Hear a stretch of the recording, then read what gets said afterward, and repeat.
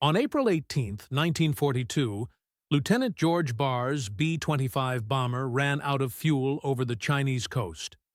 As he parachuted into the darkness, he had no idea he was about to become one of 8 American airmen whose survival story would reveal both the worst and best of humanity during World War II. Barr was one of 80 men who had just completed the most audacious mission of the war so far. They had launched 16 bombers from the aircraft carrier Hornet and bombed Tokyo itself, proving Japan was not invincible.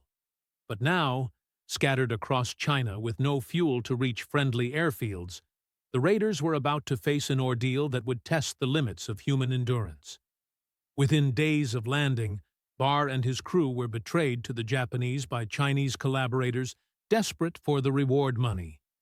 7 other raiders were also captured. These 8 men would spend the next 40 months discovering what happened when the Japanese military code of Bushido met American determination to survive. The torture began immediately. At the first interrogation center in Shanghai, the raiders were beaten with bamboo poles, their feet burned with cigarettes, and their shoulders dislocated through a technique called the torture of the 3 sticks. Lieutenant Dean Hallmark, pilot of crew number 6, had his fingernails torn out one by one, while interrogators demanded to know how they had reached Japan. Here's something most people don't know. The Japanese initially refused to believe the bombers had launched from a carrier. It seemed impossible. No one had ever flown land-based bombers from a ship before. The raiders stuck to their cover story that they had flown from an airfield in China, protecting the secret that would keep American carriers safe from Japanese retaliation. Lieutenant Chase Nielsen, navigator of crew number 6, later testified about those first interrogations. They would beat us until we passed out, throw water on us to wake us up, then start again. They wanted to know our carrier's name, its location, how many more raids were planned. We gave them nothing but our names and ranks. The Japanese frustration grew with each failed interrogation. They tried psychological torture next. The raiders were placed in solitary confinement cells so small they couldn't stand up or lie down properly. The cells were infested with lice and fleas. Meals consisted of a cup of watery rice soup and a piece of bread made from sawdust, delivered once a day. Corporal Jacob de Shazer, bombardier of crew number 16, developed a mental technique to survive. He would close his eyes and imagine complete meals in perfect detail. "I would start with breakfast," he later wrote. "I'd picture scrambled eggs, crispy bacon, buttered toast, fresh orange juice. I could smell it, taste it. I'd take an hour to eat that imaginary meal. It kept me sane." After 2 months of torture producing no results, the Japanese tried a different approach. On August 28, 1942, the raiders were told they would be given a trial. What they didn't know was that the verdict had already been decided. The Japanese had passed a new law specifically for them, making it retroactively illegal to bomb Japanese cities. The sentence was death. The mock trial lasted 15 minutes. No evidence was presented. No defense was allowed. The raiders were marched back to their cells and told they would be executed in the morning. That night, believing it was their last, each man faced death in his own way. Lieutenant Robert Height, co-pilot of crew number 16, spent the night writing goodbye letters in his mind to family members, knowing they would never be delivered. "I composed a letter to my mother, telling her not to grieve, that I had done my duty. I pictured her face when she got the news. That was harder than facing my own death." The next morning, guards arrived at their cells. But instead of being led to execution, only 3 men were taken: Lieutenant Dean Hallmark, Lieutenant William Farrow, and Sergeant Harold Spatz. The other 5 were told their sentences had been commuted to life imprisonment. They listened in horror as their fellow raiders were marched away. The three men were executed by firing squad on October 15, 1942. They died believing all the raiders would be killed. Their last words, according to a Japanese guard who later testified, were, "Tell my family I love them," and "I'm proud to die for my country." The 5 survivors were moved to Nanking Prison in China, where conditions somehow got worse. Winter temperatures dropped below freezing, but the men had no blankets, no warm clothing, and no heat. They wrapped themselves in their single thin prison uniforms and huddled together for warmth, taking turns being in the middle of the group. Here's a detail rarely mentioned in history books. The raiders developed a tap code to communicate between cells, similar to what American POWs would later use in Vietnam. 1 tap meant A, 2 taps meant B, and so on. Using this code, they shared information, maintained morale, and kept their minds sharp. They tapped out entire books from memory, jokes, and prayers. Lieutenant George Barr used the code to teach mathematics to the others. "We worked through algebra problems using taps," he recalled. "It could take hours to communicate a single equation, but we had nothing but time. It kept our minds from breaking." The physical toll was devastating. All 5 men developed beriberi from malnutrition, causing their legs to swell grotesquely. Dysentery left them so weak they could barely stand. Untreated wounds became infected. Their teeth fell out from scurvy. By early 1943, they were skeletal figures barely clinging to life. But it was the psychological torture that nearly broke them. The Japanese guards would stage fake executions, marching the raiders to a wall, loading rifles, shouting "Ready, aim," and then laughing when the Americans flinched. They did this repeatedly, sometimes daily, never knowing when it might be real. Corporal de Chazer found solace in an unexpected place. A guard had given him a Bible, probably expecting him to use it for toilet paper. Instead, de Chazer memorized entire chapters. "I started with the book of Romans," he said. "I'd read 1 verse, close my eyes, and repeat it until I had it perfect. Then the next verse. It gave me purpose, something the guards couldn't take away." In May 1943, something strange happened. The raiders were suddenly given better food, allowed to bathe, and provided with blankets. They didn't know it, but the Japanese had just executed several captured American airmen from other missions, and international pressure was mounting. The Japanese needed to show they were treating prisoners humanely. The improvement was temporary. By winter, conditions had deteriorated again. Lieutenant Chase Nielsen developed such severe dysentery that he dropped to 70 pounds. The others were certain he would die, but Nielsen refused to give up. "I kept thinking about my wife. I had promised her I'd come home. I couldn't break that promise."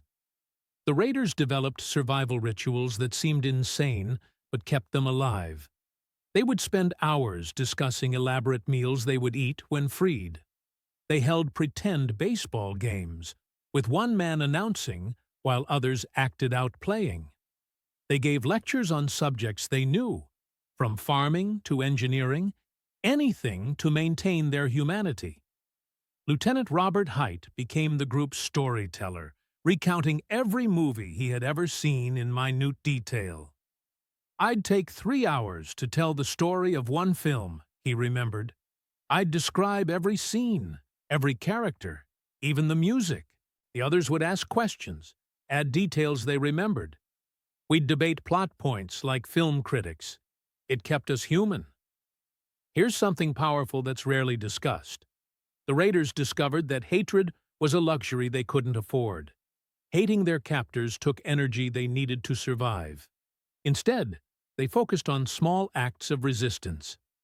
They would bow incorrectly during mandatory ceremonies, count in English instead of Japanese when ordered to exercise, and maintain military courtesy with each other, despite Japanese orders not to salute. One guard, whom the raiders called Charlie, began secretly helping them. He would leave extra food when other guards weren't watching, accidentally drop cigarettes in their cells, and warn them of impending inspections. After the war, the raiders tried to find Charlie to thank him, but he had disappeared. His small acts of kindness helped them maintain faith in humanity. In December 1943, the raiders were moved to Peking, China. The new prison was slightly better, but torture continued. They were forced to sit in Japanese style, on their knees with backs straight, for hours. Any movement brought beatings. Their legs would go numb, then burn with pain when blood flow returned. The worst torture was uncertainty. The guards would tell them the war was over, that America had surrendered, that their families thought they were dead. Without any outside information, the raiders couldn't know what was true. They chose to believe nothing the guards said, maintaining faith that America was winning. By 1944, the raiders had developed an unbreakable bond. They had agreed that if liberation came, they would all survive together, or none would make it. When Lieutenant Barr became so ill he couldn't eat, the others would chew his rice into paste and feed him like a baby bird. When Corporal DeShazer's infected wounds attracted maggots, the others picked them out one by one without flinching. In January 1945, the raiders noticed changes in their guards' behavior. The beatings decreased. Guards avoided eye contact. Some seemed nervous. The raiders dared to hope the war might be turning against Japan, though they had no concrete information. On August 20th, 1945, something unprecedented happened. The prison commander entered their cell and announced, "The war is over. You are free men." The raiders didn't believe it. This had to be another psychological torture, another trick. They refused to leave their cells. It took American OSS agents arriving 2 days later to convince them it was real. When the cell doors opened and they saw American uniforms, the 5 survivors broke down crying. They had survived 40 months of torture, starvation, and psychological torment. They weighed an average of 90 pounds each, but they were alive. The physical recovery was quick compared to the psychological healing. Lieutenant Nielsen required multiple surgeries to repair damage from untreated injuries. All 5 men had to relearn how to eat solid food. Their digestive systems had shrunk so much that a normal meal could have killed them. But here's what makes their story remarkable. None of the survivors were broken by their experience. Lieutenant Barr became a successful businessman. Lieutenant Height served a full Air Force career. Lieutenant Nielsen returned to active duty. Sergeant DeShazer did something extraordinary. He returned to Japan as a missionary, preaching forgiveness to the people who had tortured him. The most incredible transformation involved Corporal DeShazer and one of his former enemies. Mitsuo Fuchida, the Japanese pilot who led the Pearl Harbor attack, read a pamphlet DeShazer wrote about forgiving his captors. Moved by this message, Fuchida converted to Christianity and spent his life preaching peace. The tortured and the attacker became friends, touring together to speak about reconciliation. At the Tokyo War Crimes trial, the surviving raiders testified about their treatment. Their testimony helped convict several Japanese officers of war crimes. But the raiders showed remarkable restraint, refusing to exaggerate or seek revenge. They simply told the truth about what happened. Lieutenant Chase Nielsen was asked during the trial how he survived such treatment. His answer was simple. "We survived for each other. When one man wanted to give up, the others wouldn't let him. We made a pact that we would all make it home, or none of us would. That promise kept us alive." The raiders' survival techniques became part of military survival training. Their use of mental exercises, maintaining military structure, and supporting each other through torture became textbook examples of resistance. The tap code they used was taught to American pilots throughout the Cold War. In 1989, the surviving raiders held their final reunion with their Japanese captors. 4 Japanese guards who had shown kindness attended. There were no accusations, no anger, just old men sharing memories of a terrible time. Corporal DeShazer translated, having learned fluent Japanese during his missionary work. One guard, tears streaming down his face, asked for forgiveness. Lieutenant Height responded, "You were kind to us when you could. That took courage. There's nothing to forgive." The 2 men embraced, former enemies united by shared humanity. The story of the 8 captured Doolittle raiders isn't just about survival. It's about how human beings can endure unimaginable suffering and emerge with their humanity intact. They were tortured for 40 months. 3 were executed, but the survivors refused to let hatred consume them. These men proved that torture could break the body, but not the spirit. They showed that bonds formed under extreme suffering could last a lifetime. Most remarkably, they demonstrated that forgiveness was possible even after the worst treatment imaginable. Lieutenant Robert Height, before his death in 2015 at age 95, said, "People ask how we survived. We survived because we refused to be alone. Even in solitary confinement, we were together in spirit. We survived because we chose hope over hatred. We survived because we remembered we were Americans, and Americans don't give up." The last surviving Doolittle raider, Lieutenant Colonel Richard Cole, died in 2019 at age 103. With his death, the direct witnesses to this incredible story were gone. But their legacy lives on in military survival training, in the reconciliation between former enemies, and in the proof that the human spirit can endure anything if people support each other. The 8 captured raiders faced the worst that human beings could inflict on each other. 3 died believing their mission had failed. 5 survived to learn they had helped turn the tide of war. All 8 proved that courage isn't the absence of fear, but the determination to endure despite it. Their story reminds us that in the darkest moments of human cruelty, small acts of kindness matter. A guard who drops extra food, prisoners who share their meager rations, enemies who choose forgiveness over revenge. These are the acts that define humanity at its best.